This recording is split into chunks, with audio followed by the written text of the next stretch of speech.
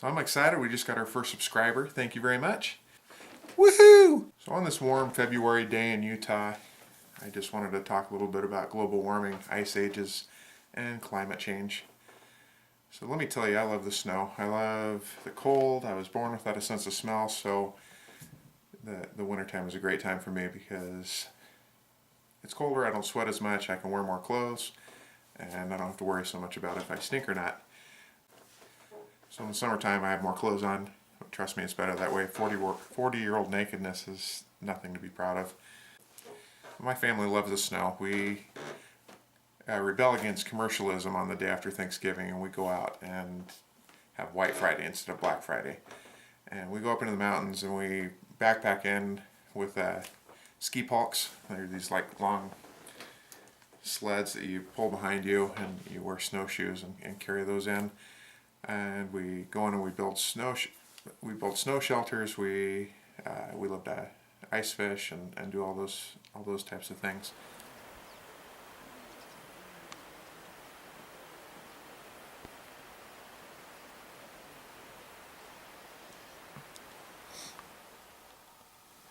So this is the inside of our snow cave.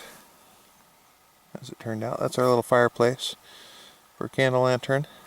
And over here I've got the Kestrel showing it's 32.9 degrees in here right now, but I haven't closed the snow cave door yet. We have a humidity sensor right there, a data logger. I'm going to have to cover up my water because it might freeze tonight. But not too bad. Good sized snow cave with my foot. Can lay out.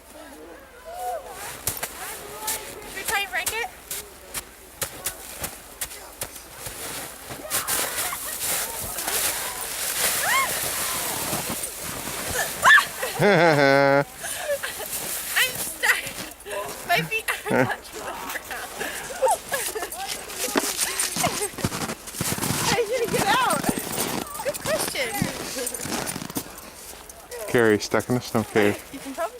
So last year we built our snow caves, and well, actually there wasn't a whole lot of snow last year either, but we built our snow cave, and I helped my wife and daughter get theirs done so that but the pile wasn't big enough for all of us to sleep in it, so I set up a 4-season tent next to their snow cave.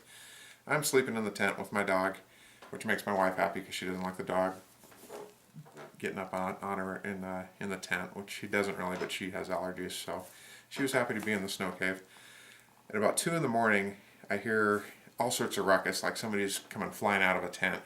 Well, it turns out she had a candle in there, and she went to light it with one of those storm matches that has like 1.5 inches of the match material, and when it went off inside the snow cave, it totally smoked it out. So she's kicking because she couldn't breathe, and she's trying to get out of the snow cave at 2 in the morning, and all I heard was her just like kicking everything out of the doorway and coming out.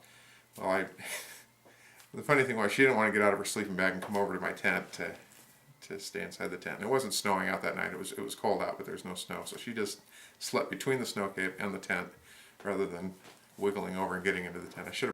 The mountains are empty the day after Thanksgiving, so if I was a serial killer, that would be the perfect day to go hide the body, because nobody's out there. Just hike up right wherever you want. You could probably put the body over your shoulder and dispose of it, and no one would ever see you. And once you get on the mountain roads, it's empty the day after Thanksgiving, so there you go. I may want to edit that out. But scientifically, I don't think we have enough data. This world is millions of years old.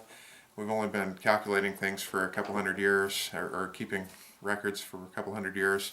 I just don't know if we have enough data to really know if the world's going to cool down, if it's going to heat up, or if there's even anything that we can actually do about it. But I know people have really strong opinions about this. I'm not trying to start a fight with this. I'm just throwing it out there, showing that there's no snow in my driveway.